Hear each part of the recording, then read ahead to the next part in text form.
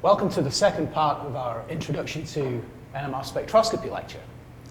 By now you should have watched the first lecture and reviewed some of the practice problems you did with your TA.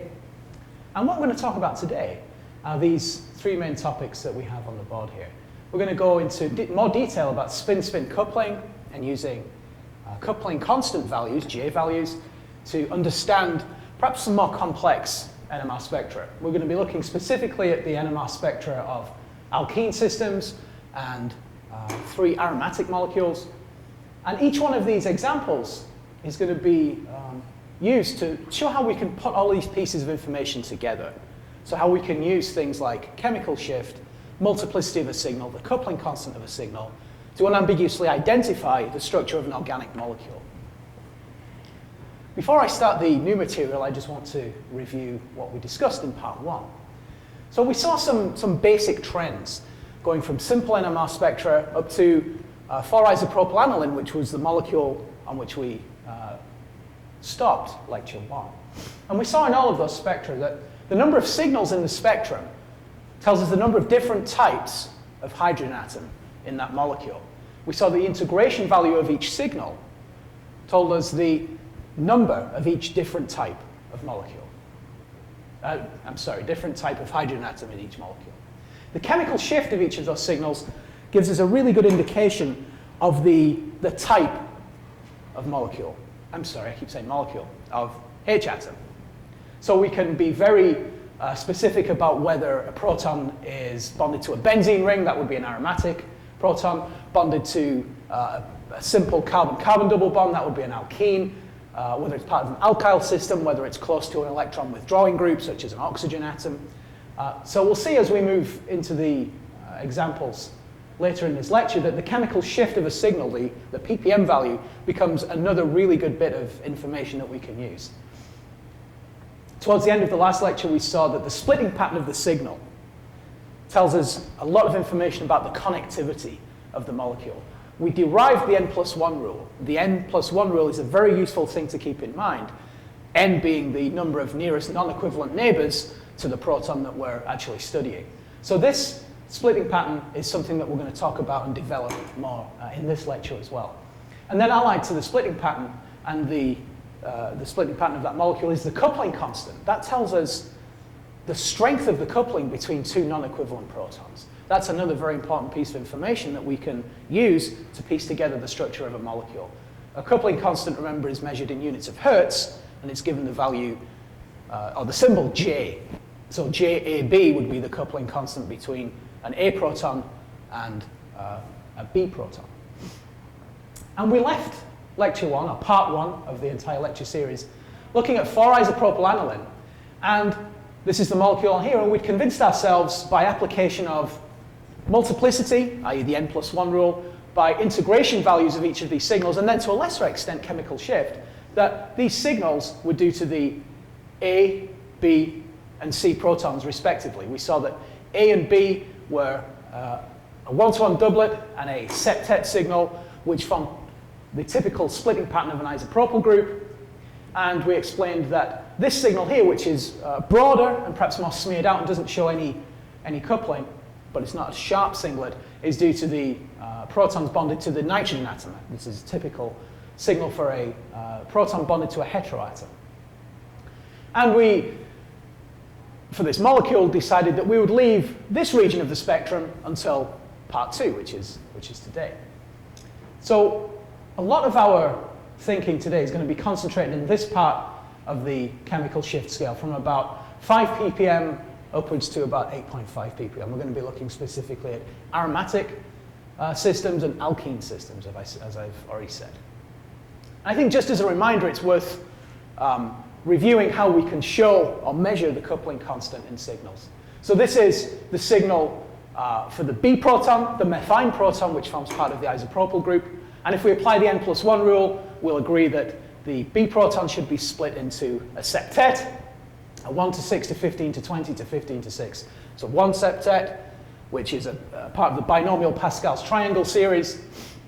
And we'll measure the distance between each peak in this septet signal in units of Hertz. And we find that the difference between these two signals is 7 hertz. So this coupling between B and A, labeled JBA, is about 7 hertz. I didn't measure this accurately, but typically for alkyl systems, a coupling constant of about 7 hertz is reasonable.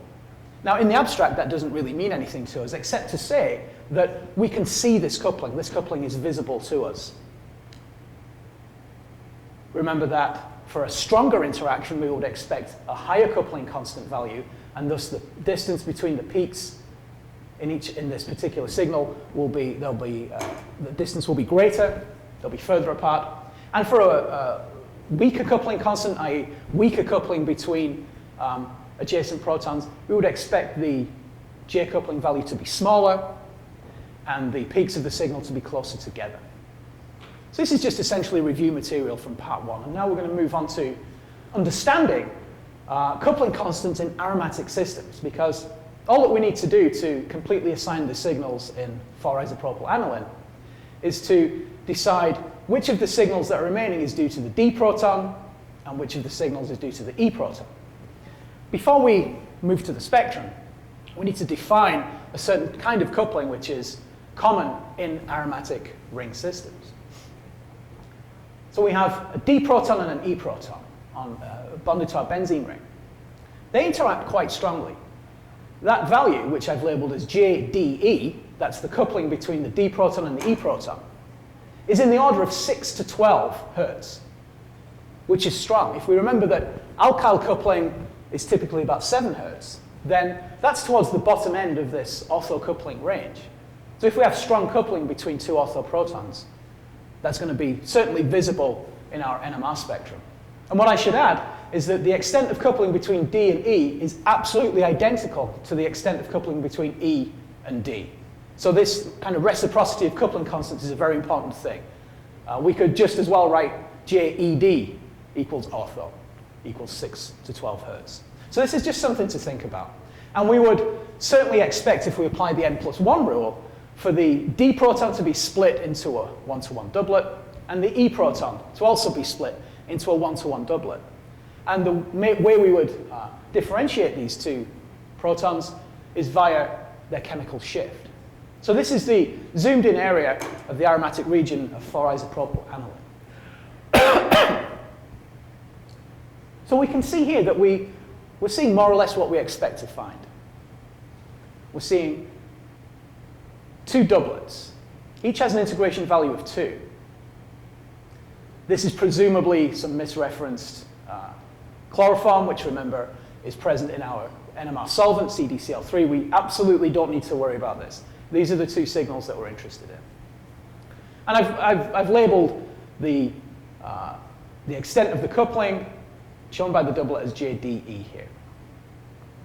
But if you notice, if you look a little closer, you'll see that there's some extra things going on, certainly at the base of each of these doublets. Now, this is not a contaminant. This is not a poorly collected NMR data set. This is actually due to real coupling that I'm going to talk about and then we're going to ignore, but I think it needs to be addressed. So what I've set up so far is that this proton that we've labeled D and this one that we've labeled E, where I'm implying that this proton is also D and this proton is also E, but that's not strictly true. We should label this proton as HD dash and this proton as HE dash. And then we'll see that the D proton is coupled differently to E than it is to E dash and to D dash. So this kind of extra coupling that we're seeing at on each of these doublets is due to this weaker coupling, much weaker coupling on the order of maybe 1 to 2 hertz at best. But that is still having an effect on the appearance of our doublet. For our purposes, in fact, throughout Chem 344, at our level, we can ignore any coupling to D dash or E dash. So any situation where we have a disubstituted benzene ring, we can treat each proton as being a first-order doublet. A first-order doublet is something that wouldn't contain this extra kind of coupling. This doesn't really tell us much more information than the appearance of the doublet itself. So we're going to forget about that and treat, from now on, molecules such as this, para-disubstituted molecules as, this would be D, we could label this HD. We've labeled this proton HE, we would label this one HE. We're treating them as identical. But it's just good to know that they're not absolutely, strictly identical. So all that remains now for us to fully assign each of the signals to 4-isopropyl is to decide which of these signals is due to the D proton and which of these signals is due to the E proton. And I'm going to go ahead and do that. So this is the question we're asking right here. Well, it turns out that this signal, at 6.63 parts per million, the most shielded signal, is due to the D proton. And that might be a little worrying to you. That might not make you feel so confident right now, or you're probably a little confused. Well, that's okay. That's okay, because we're going to answer this question now. Why is this so? If we're thinking about purely electronegativity effects, if we're thinking about electron withdrawing through the sigma framework, then this system doesn't make any sense. We have a nitrogen atom bonded to our benzene ring, so we would expect, perhaps if we're just thinking about electronegativity, that this proton would be deshielded rather than shielded compared to the E proton because of the electron withdrawing effect, the electronegativity of the nitrogen atom. But it's not quite as simple when we have a pi system. This benzene ring is a pi system, and that means that we have to consider the substituents attached to the benzene ring.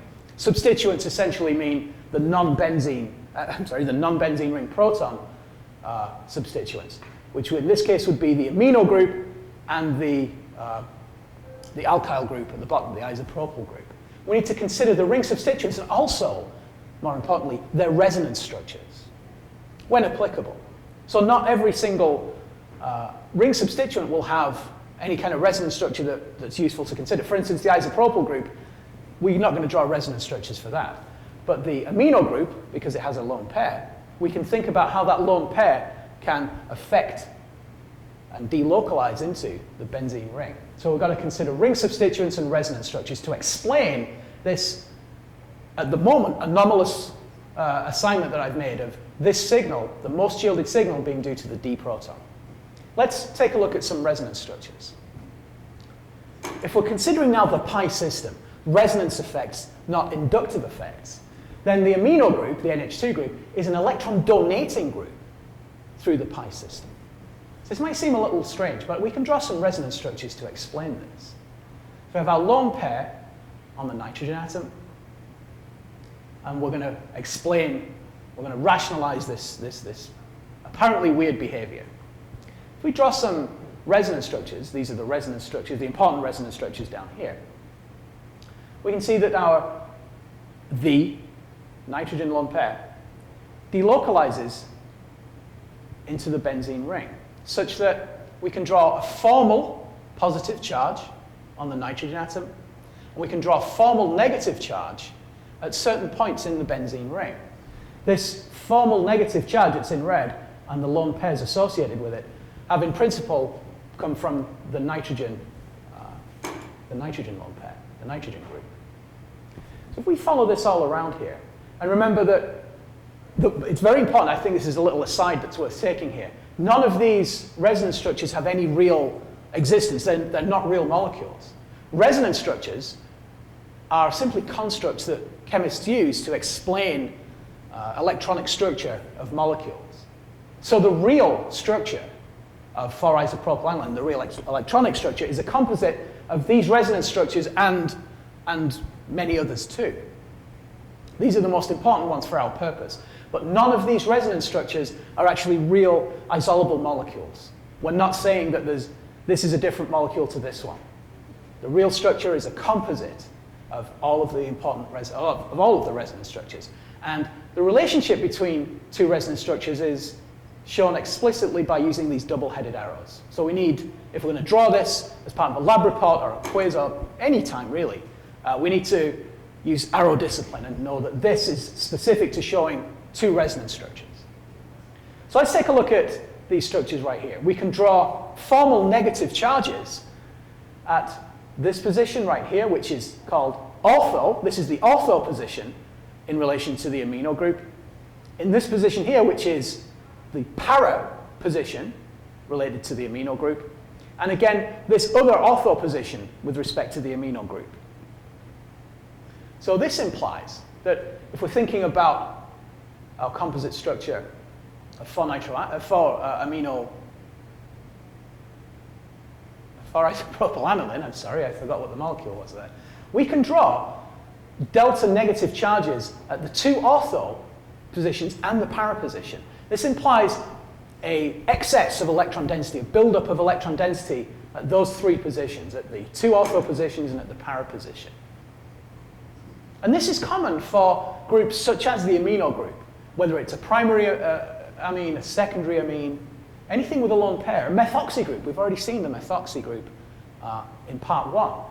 An OH group bonded to a benzene ring, a phenol type system, are electron donating groups via the pi system. Later on in the course, Dr. Esselman you'll be watching some of Dr. Esselman's video lectures on using WebMO as part of the course. And he's going to talk in detail about this kind of idea, about the difference between sigma and pi systems, about delocalization, about lone pairs delocalizing into pi systems. This should certainly be covered in 345. I'm confident it will be very shortly, but we'll certainly be talking about this again in 344 as well. But for now, the takeaway is that groups with heteroatoms with lone pairs, one or more lone pairs on them, are electron donating via the pi system. Such groups increase the electron density, as we can see, at certain positions in the benzene ring, at the two ortho positions and at the para position. And if we think how that now relates to our idea of shielding and deshielding, and remember that a signal that is at a lower chemical shift than a particular standard signal is termed shielded, and something that's at a higher chemical shift than a particular signal we're looking at is termed deshielded. So in this case, the D protons are shielded relative to protons in a benzene ring. That's kind of our standard. A benzene ring proton, an unsubstituted benzene, is kind of our standard in terms of aromaticity as to whether something's shielded or deshielded when it's bonded to the benzene ring. Note that if there was a proton bonded in the para position, then that also would be at a low chemical shift value than we would expect to find benzene. And notice that when we draw these resonance structures, we can't draw a formal negative charge at this position or this position. Well, let me restate that. We could, but it wouldn't make chemical sense. Valences would be off, charges wouldn't make sense. So this position here and here, this is termed the meta position with respect to the amino substituent, is unaffected by the electron donating nature of our amino group. Let's move back to the spectrum now. Sorry, there's one more thing I've got to do. We can actually get some theoretical data kind of backup for this idea of ortho and para positions in this molecule being having a buildup of electron density. Again, this is something that we're going to talk about, or Brian Esselman will talk about, I should say, in the video lectures for the WebMO series. We can calculate the charge on each of these carbon atoms.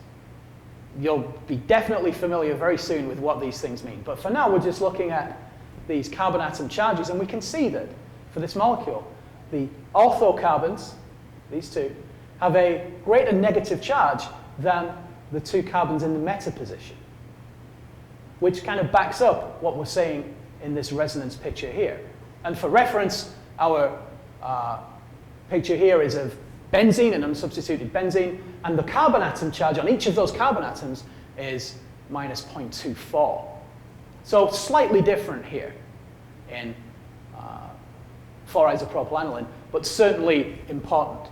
So it's not really the magnitude of the change, it's the fact that there is a change that's important here. Let's just move back to kind of summing everything up here. Our question was, why is this proton, the D proton, shielded? Well, now we've answered that question because we know that the amino group donates electron density into the benzene ring at certain positions, at the two ortho positions and at the para position. So any proton that's bonded to a carbon atom in the ortho position is going to be shielded compared to, in this case, the E proton. Remember, it's the carbon atom charge that is important. We're not talking about the charge on any of these protons. We're talking about the charge on the carbon atom to which the proton is bonded. Let's move to symmetrically a similar system, but electronically it's quite different. So the molecule we're talking about now is 4-nitroanisole. We've already seen an anisole molecule, I think, in an earlier, in part 1. We spoke about 1,4-dimethoxybenzene, which was an anisole molecule. Whenever we see the term anisole, we should be thinking of a benzene ring with an OMe group attached to it, a methoxy group. This is just kind of a legacy terminology. Let's look at the molecule for a second and see what we can see. Well, we can see 3 signals of interest. We're going to ignore this signal because it's from our solvent. We're going to ignore this signal, and we're certainly going to ignore this signal because A, they're not relevant, because we know that this is TMS, and we know this is solvent, and this is probably going to be something like water or some extraneous solvent that's in there. And even if we didn't know that, they don't make chemical sense. They're certainly not part of our molecule because they're of such low intensity. So these 3 signals are the ones we're interested in. There are 3 signals, so that tells us that there are 3 different types of proton in this molecule, in 4-nitroanisole. We can go a little bit further and say that there are 2 types of aromatic ring proton and 1 type of probably alkyl proton. And knowing the structure, we can say that's certainly an alkyl group because we have our structure on here. And we can all agree now, I'm sure, we need to be at this level right now of being able to look at this NMR spectrum and knowing the structure of the molecule and saying, this signal right here is definitely the protons that we've labeled A. This signal is due to the protons on the methoxy group of 4-nitroanisole. By multiplicity, it's a singlet. By integration value, 3. And by the chemical shift, quite strongly deshielded, everything points to this signal being due to the alkyl group, the methyl group, bonded to the oxygen atom of the methoxy group. So we need to be able to identify that very quickly. And now we're going to move on to this area. Well, before we do that, perhaps we should label our protons. This is a very good exercise to do. So these 2 protons we're labeling both as being equivalent. HB, we're treating them as equivalent, and for our purposes, they absolutely are. And then looking at the molecule, we would expect these 2 protons to be in a different magnetic and chemical environment to these 2, so we'll label these HC. And that's consistent. We have 1, 2, 3 different types of proton, 1, 2, 3 signals here. Integration values make sense. We're saying there are 2 B protons. We would expect this 1 signal to have an integration value of 2. Same for HC. So again, all that we really need to do is confirm that these signals are going to be doublets. If we apply the n+1 rule to the B proton, we would expect n+1 equals 2. B to be split into a doublet. Similarly, C should be split into a doublet. Let's zoom in and see if we can just go that final step and assign each of these signals to their respective protons. Again, that's just our chloroform signal. Well, this looks exactly the way we'd expect it to look. We're going to ignore this extra coupling and just treat these as first-order doublets. Oversimplified, but it's okay. It's entirely appropriate for this course. And we're going to ask that question again. Which signal is due to which proton? If we think about it now, we can perhaps agree that this signal is probably going to be due to the B proton. That's because the oxygen atom of the methoxy group contains, or has, in its nature, it has 2 lone pairs. One of those lone pairs is able to delocalize into the benzene ring, as we saw for the lone pair of the amino group in 4-isopropyl-aniline. And thus we would expect this position, and this position, i.e. the 2 ortho positions, and the para position with respect to the methoxy group, to have the carbon atoms to be delta negative, each of these, to have a buildup of electron density. And remember that we saw in the previous slide that in such cases, the proton that's bonded to each of those carbon atoms is shielded. It's a lower chemical shift than benzene, and certainly than we might expect if we were just focused on electron withdrawing properties, on electronegativity through the sigma framework. We're not. We're thinking about resonance effects through the pi system. So it should now be, you should be comfortable labeling this signal as due to the B protons because of the electron donating effect of the methoxy group, which shields the protons on carbon atoms in the ortho and para positions. And by deduction, we can say, well, this signal must be due to the C protons. And that's true. So we could ask, again, why is the B proton more shielded than the C proton? And we've kind of already answered that. A better question, I think, is why is the C proton so strongly deshielded? This C proton has a chemical shift of about 8.2 parts per million, which is quite deshielded. It's quite a high chemical shift in the scheme of things. So we really need to answer that question. We're confident that this is the B proton, and as I said, by deduction, this is the C proton, but we really need to understand why that C proton is in such a deshielded environment. Again, we need to consider the substituents on the benzene ring and the resonance structures that come from those. In this case, we need to consider the resonance structures actually of the substituent itself. We're going to consider the resonance structures of the nitro group. And the nitro group is simply represented like this. R could be any organic group, alkyl group, an aromatic group, whatever. It's easy to think of it like this. It's shorthand, it's very convenient, NO2. But the true nature of the nitro group is a little more complex. We can draw two resonance structures showing charge separation. These are formal charges right here.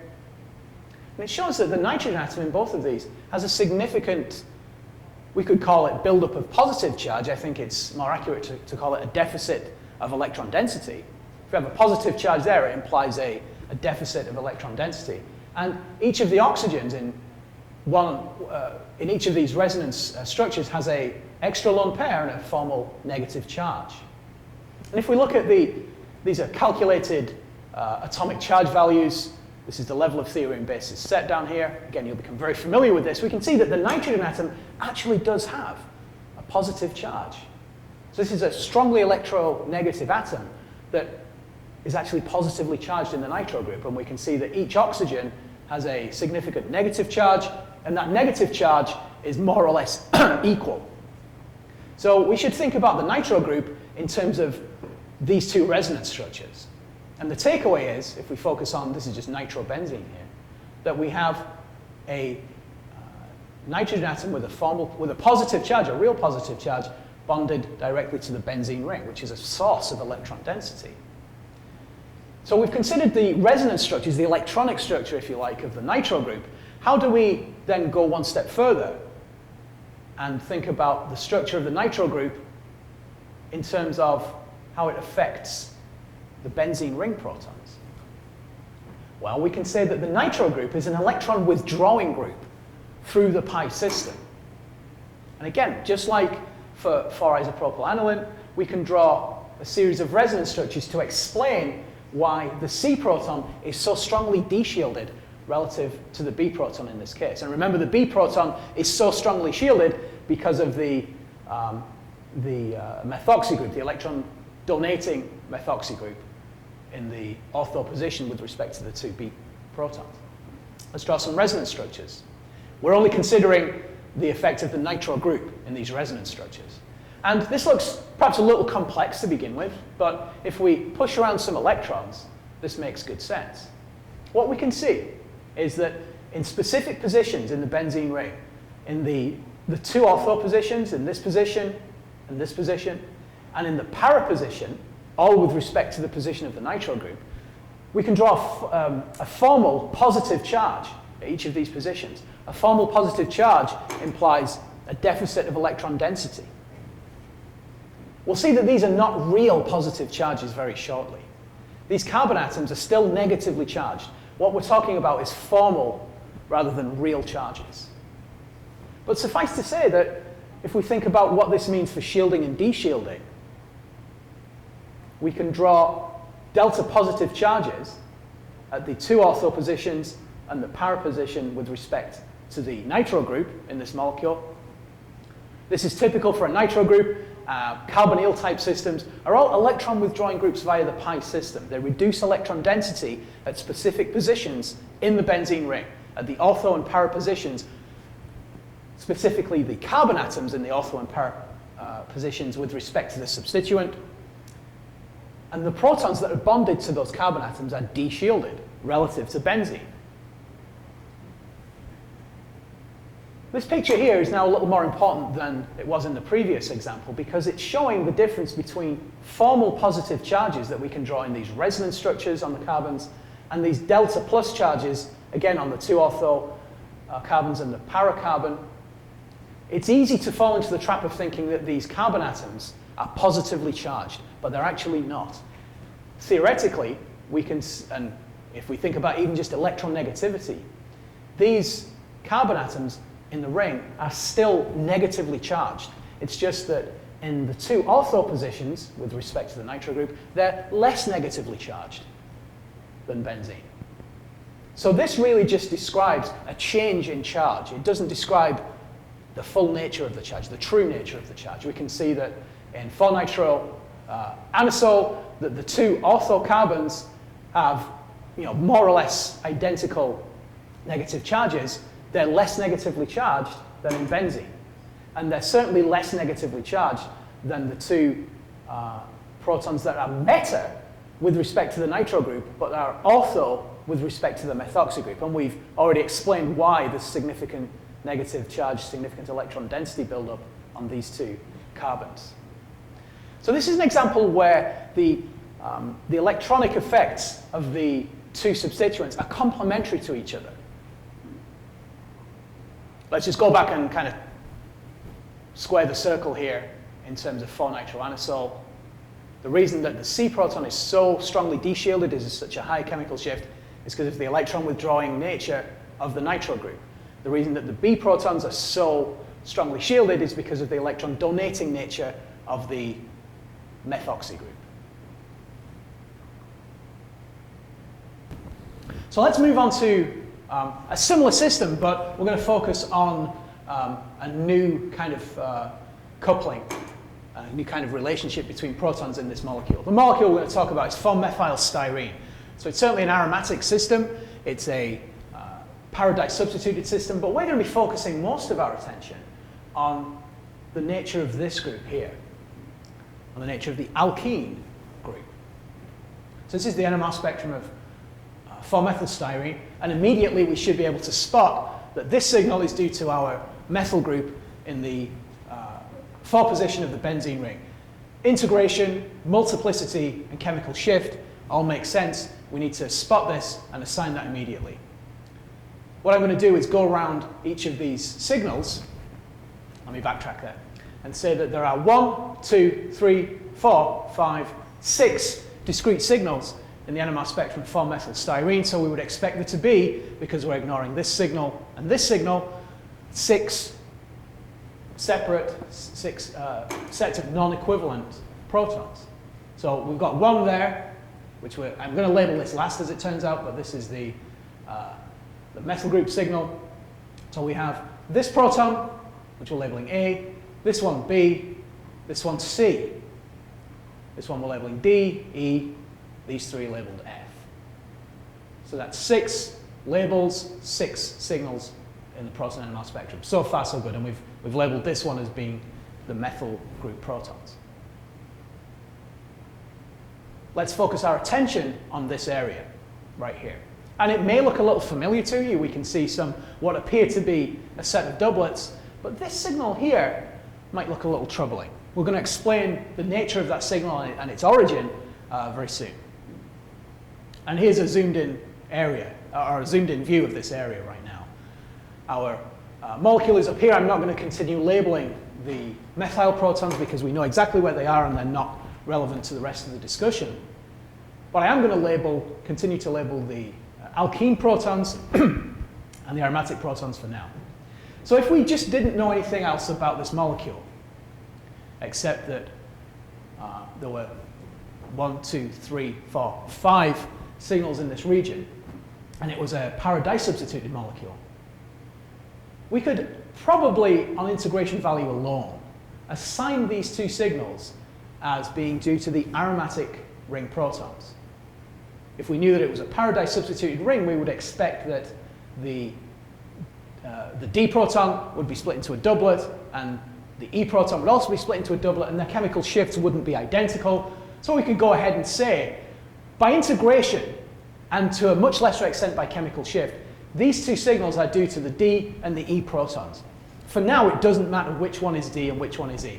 That's a very, very small difference in chemical shift, about a 0.1 ppm difference.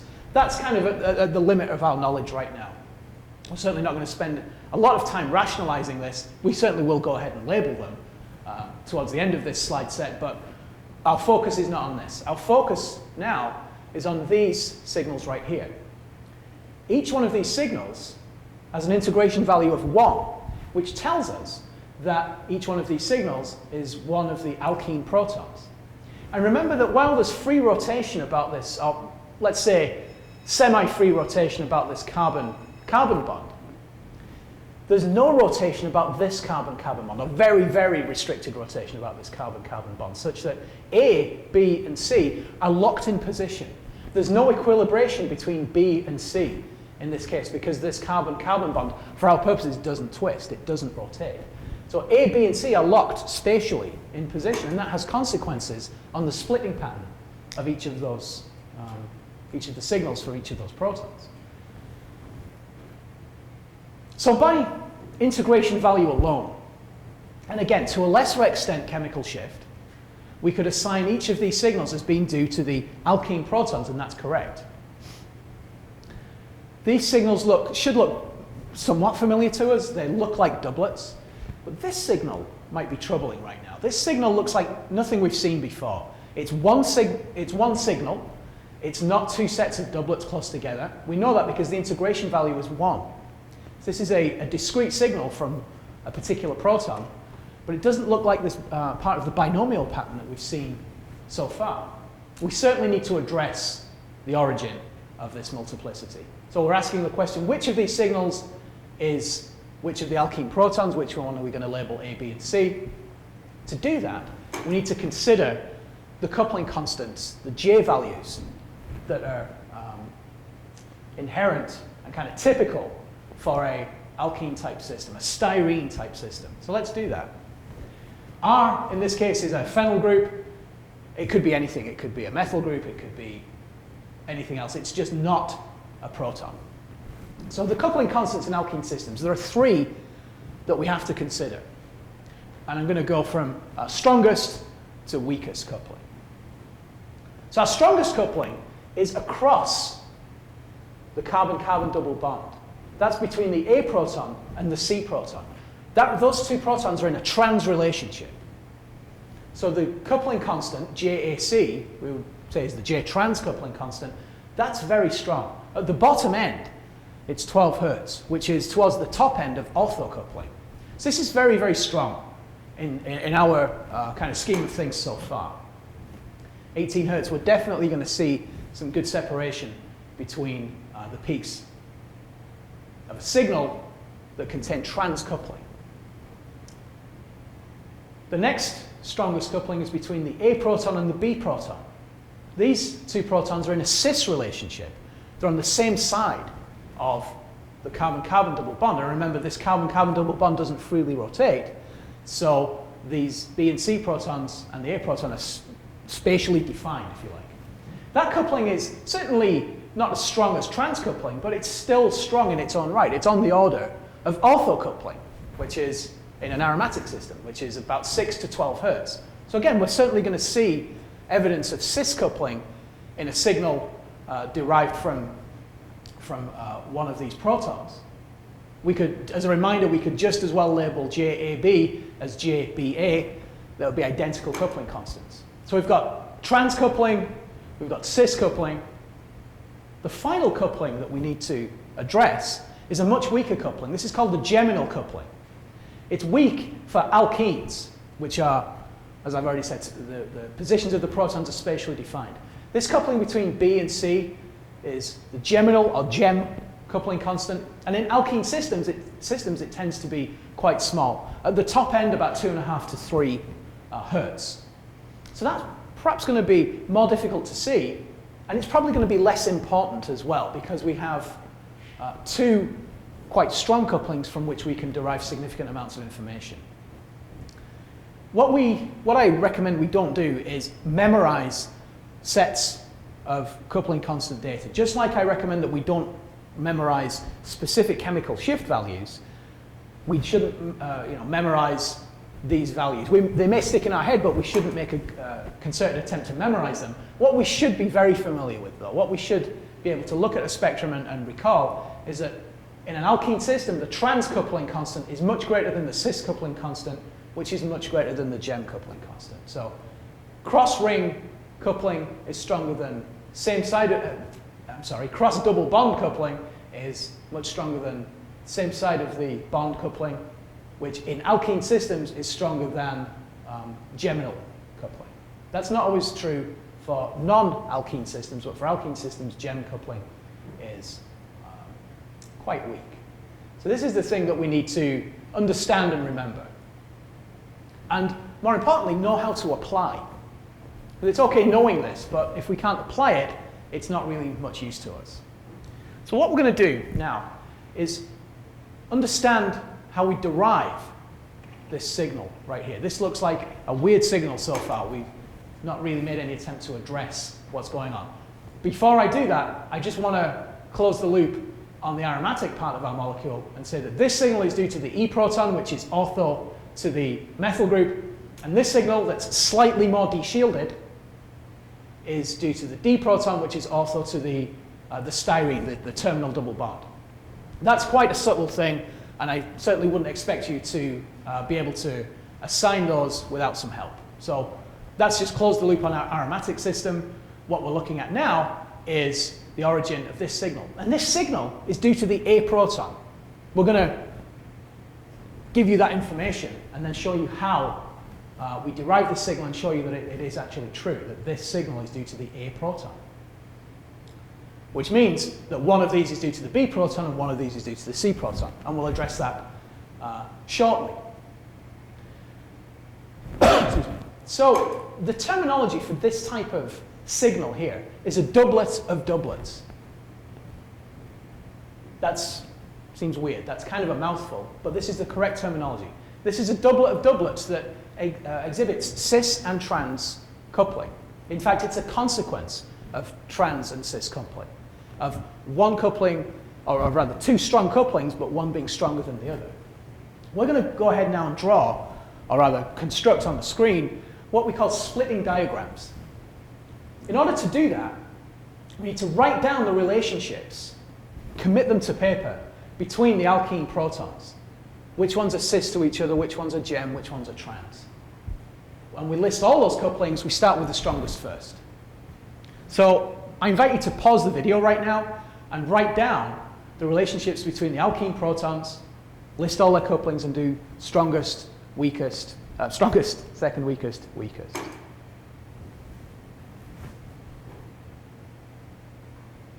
So if you've done that, if you've written down the relationships between A, B, and C, we'll go through them right now and you can check your work. So the A proton, we'll agree, is trans to the C proton and cis to the B proton. Trans and cis are both strong couplings. Trans is stronger than cis, but we're still going to see their effects in the signal. Let's move to the B proton. The B proton is cis on the same side of the carbon-carbon double bond, is cis to the A proton, and geminal to the C proton. They're attached to the same carbon atom. And finally, the C proton, as we've kind of already established by the other two, is trans to the A proton and geminal, GEM, to the B proton. So these are the relationships that we need to consider when we start actually drawing the splitting diagrams for each of these protons. So let's go ahead and do that. We can, they're sometimes called tree diagrams or coupling diagrams. We'll call them splitting diagrams in this course. What I'm going to do is start with the A proton. We're going to actually derive the appearance of the signal of this proton using our knowledge of coupling constants and using the n+1 rule. Let's not forget the importance of the n+1 rule. So if we started off with just considering the A proton, if Hb and Hc were two chlorine atoms or fluorine atoms, then we would expect to see a singlet. There would be no coupling of the A proton to any of the aromatic protons. And if these were non-protons, if these were fluorines or chlorines, we would expect this A proton to be a singlet. So we always start off with a singlet. And now we factor in the coupling between the A proton and the strongest coupled proton. In this case, it's the C proton. So we're going to apply the n+1 rule to the relationship between the A and the C proton. Well, there's only one C proton, so n equals 1. n+1 equals 2. We would expect the signal from the coupling of A and C to be split into a 1-to-1 doublet. The coupling constant for that 1-to-1 doublet we would report as JAC, which is a transcoupling constant, which, as we measure it, is 17.2 Hertz, relatively big. But that's not the end of the story. We also have to consider how the A proton is split by the B proton, how the A proton interacts with the B proton, and how that affects the signal from the A proton. Now, the B proton is cis to the A proton, so the coupling is somewhat weaker, but it's still fairly strong. And again, if we apply the n+1 rule to this system, there is only one B proton. So for A, n again equals 1. We would expect this signal now, this doublet signal, each of the peaks to be split into its own doublet. So we've gone from a 1-to-1 doublet now to each peak of the doublet being split into a doublet itself by interaction of the A proton with the B proton. The coupling constant between, is measured by the distance in Hertz between the two peaks of the signal. In this case, JAB is 10.5 Hertz, which is still fairly strong, but certainly not as strong as the transcoupling, which is 17.2 Hertz. But we can see now, perhaps, that by just applying the n+1 rule and keeping track of the magnitude of the important coupling constants, that we've derived the form of a 1-to-1-to-1-to-1 doublet of doublets. We've derived the splitting pattern for the A proton just by these simple steps, things that we already know, just knowing how to apply them. So right here, this is our doublet of doublets for the A proton. Now it certainly makes sense. We can label this signal as being due to the A proton. We can factor in the trans and the cis couplings. And notice now that I've converted the parts per million, the ppm chemical shift scale, into units of frequency, into Hertz, in order to measure the coupling constants. And now we're going to focus our attention on these two signals right here, because there are only two signals left in the spectrum for us to assign, and we need to know which one of these is due to the B proton and which one of these is due to the C proton. And again, chemical shift with experience is certainly helpful, but we can learn a lot more about NMR spectroscopy by, just for now, ignoring the chemical shift and focusing upon the splitting and, more importantly, the coupling constant.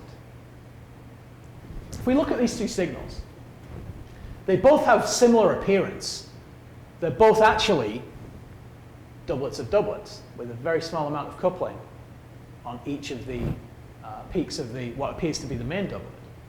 But if we measure the coupling constant, if we measure the distance between these two peaks in the signal, we'll see that one is much greater than the other. And we know that if we apply a splitting diagram, the n+1 rule and coupling constants, that there's one proton is in a trans relationship to the, let me start again, that the C proton is in a trans relationship to the A proton, and the B proton is in a cis relationship to the A proton. So all we should do, we can even just look at this, eyeball it if you like, but it's more accurate to measure it. The coupling constant in this signal is 17.2 Hertz. The coupling constant in this signal is 10.5 Hertz. That's telling us that this signal here is a consequence of trans coupling. And this signal here is a consequence of cis coupling. So this signal must be due to the C proton, because that's the only one that's coupled trans to the A proton. This signal, not only by kind of default and by deduction, but by its coupling constant, more importantly, is due to the B proton, which is cis-coupled to the A proton.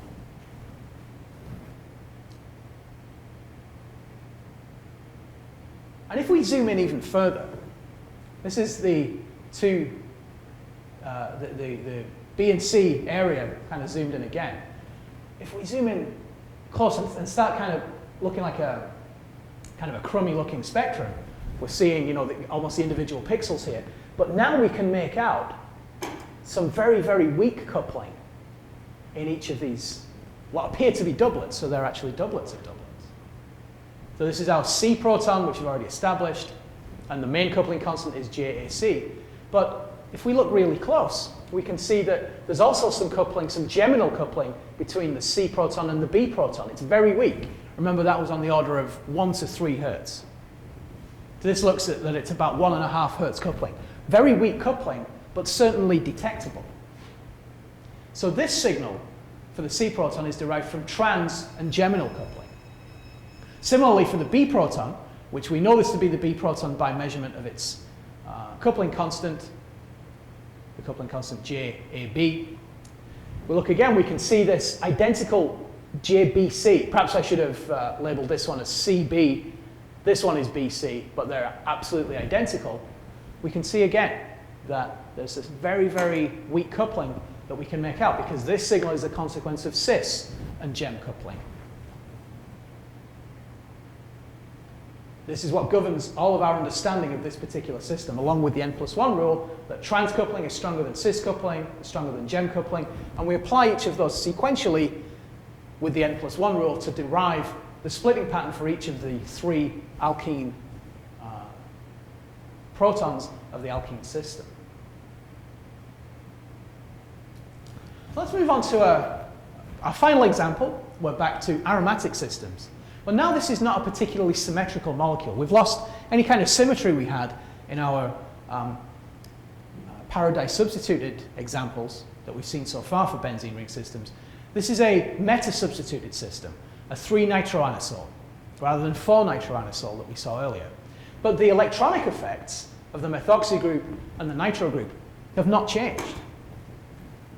So we already know a good deal of information about the behavior of these two substituent groups, how they're going to affect the chemical shift of protons bonded to carbon atoms that are ortho, meta, and para with respect to each of the substituents. And again, I want to underscore that looking at the spectrum of this molecule and knowing the structure of the molecule, we should all now immediately be saying, okay, this is the methyl group of the methoxy substituent, based on its multiplicity, it's a singlet, based on its integration value, and based on its chemical shift. We know that methyl groups attached to an oxygen atom are going to be very deshielded, because oxygen is electron withdrawing, it's very electronegative, through the sigma system. So that's what's important in this. Derived the signal from the C proton using a combination of n+1 rule and thinking about the coupling constants for the C proton. Let's move on to the A proton now. And again, we're going to do the same routine. We're going to apply the n+1 rule to each different coupling, and we're going to apply the largest coupling first. Now, in this case, there is only metacoupling. Remember, we're ignoring paracoupling between the A and the C proton. So again, just like the C proton, there are two different assumptions we could make. The first assumption we could make is that the coupling constant JAB is identical to the coupling constant JAD. If we apply the n+1 rule to coupling of A with B, we would expect to see a 1-to-1 doublet. And if we again apply the n+1 rule to the coupling of A to D, we would expect this doublet signal to be split into a 1-to-2-to-1 triplet, exactly the same way we rationalized for the C proton. That's for identical coupling between A and B and A and D. Another assumption, a different assumption we could make, is that the coupling between A and B and A and D, these two couplings, is similar, it's very similar, it's still in the meta range, but one is slightly stronger than the other. In this case, we're saying that AB coupling is stronger than AD coupling. again, we get to this point here where if we apply the stronger coupling and then the slightly weaker coupling with the n+1 rule, this signal would be a 1-to-1-to-1-to-1 doublet of doublets. So again, just like the C proton, there are two options, a doublet of doublets or a 1-to-2-to-1 triplet. Recall that the C proton is driven by two orthocouplings, or the signal for the C proton is driven by two orthocouplings. The signal from the A proton is driven by two metacouplings. Well, we can see a signal that looks like a 1-to-2-to-1 triplet. That's right here. Or we could say there's a doublet of doublets. Well, neither of these signals are true doublets of doublets. This signal is a 1-to-2-to-1 triplet. So we can label this signal as being from the A proton. And I call it a 1-to-2-to-1 triplet, but I suspect that this, again, just like the C proton, is the appearance of this signal as a triplet is a consequence of the resolution of the spectrometer and some other experimental factors, and the molecule itself. I think what's much more likely is that the AB and AD couplings are slightly different. They're certainly not identical. And this appearance as a triplet here, and certainly a triplet here, is just really due to some factors beyond our control. And we couldn't know this just writing down the structure of this molecule. We wouldn't be able to predict whether those coupling constants were absolutely identical or not, and whether this would appear as a kind of a 1-to-2-to-1 triplet or as a 1-to-1-to-1-to-1 doublet of doublets. But now we've labeled two, we've assigned two of the signals in the spectrum to two of the protons, the A proton and the C proton. And we can see that the only real difference between them is the extent of coupling. As I said earlier, this signal is driven by strong orthocoupling. The form of this signal is driven by weaker metacoupling. But they look more or less the same. It's just how far apart those signals are. Rather, those peaks are in each signal. So now let's move on to identify the B and the D protons. I said earlier that the B and the D protons have similar coupling relationships. They have one ortho and two metacouplings. Both of them have that same kind of coupling, just to different protons. So we would expect the signal from the B proton to look very, very similar to the signal from the D proton. And that's what we've got left. We've got this signal and this signal, which look very, very similar to each other. It's going to be a little while before we can say which one is due to which signal is due to which proton, because we need to consider the nature of the substituents and then a knowledge of chemical shift. But I think it's a good exercise to derive the signal using the splitting diagram technique for each of these protons. Let's start with the B proton. The B proton is right here. So it has coupling to the C proton, it's orthocoupling, and two metacouplings, one to the A proton, one to the D proton. We're going to go through the same routine again. We're going to start with the strongest coupling, that's between B and C, and our assumption is that BA is identical to BD, the strength of that coupling. So our signal is dominated by JBC coupling, that's orthocoupling. So the signal from the B proton splits into a 1-to-1 doublet by orthocoupling, and then when we factor in much weaker coupling, the JBA coupling constant, let's just start with that one. Each of the peaks of this doublet is again split into a doublet of its own, such that we have a doublet of doublets. And then if we apply now the JBD coupling, each peak of this doublet of doublets again splits down again. So what we end up with is a doublet of triplets driven by orthocoupling and two metacouplings. So this is, to give it its full title, an ortho doublet of metatriplets, which we would abbreviate to a doublet of triplets, or DT.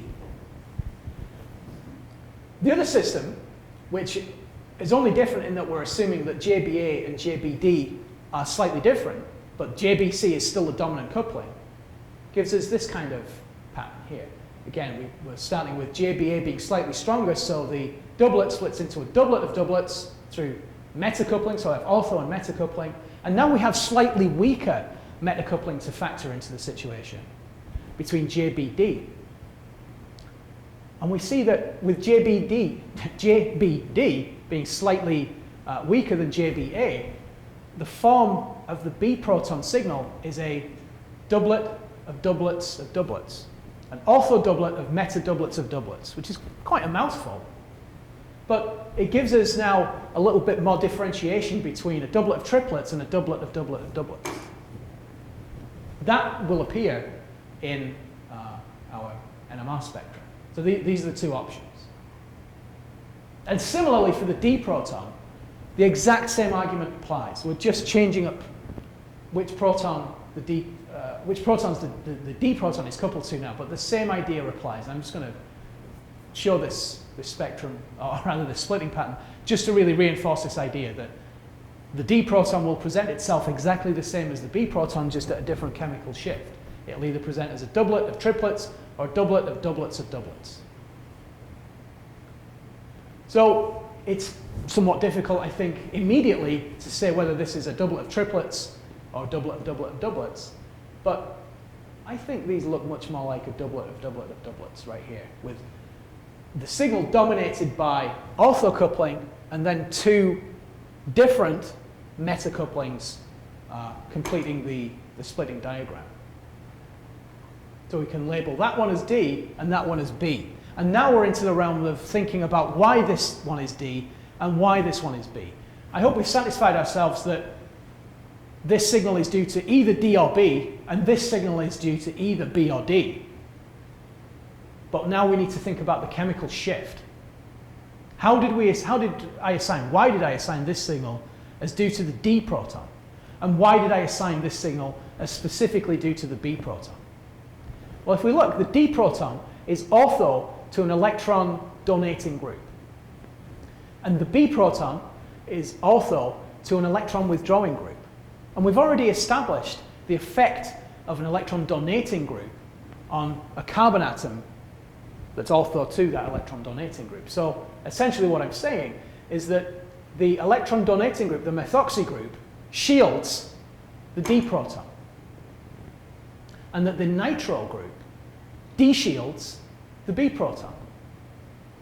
So if we're just looking on first principles, that's no longer surprising now, because this is the D proton, because we would expect that proton to be shielded. And we would expect the B proton, on account of it being ortho to an electron withdrawing group, to be the most deshielded. So these now make internal sense. This is certainly the B proton signal, this is certainly the D proton signal, and they look similar to each other. Let's rationalize the other two signals as well now. If we take a look at the A proton here, that's still fairly deshielded.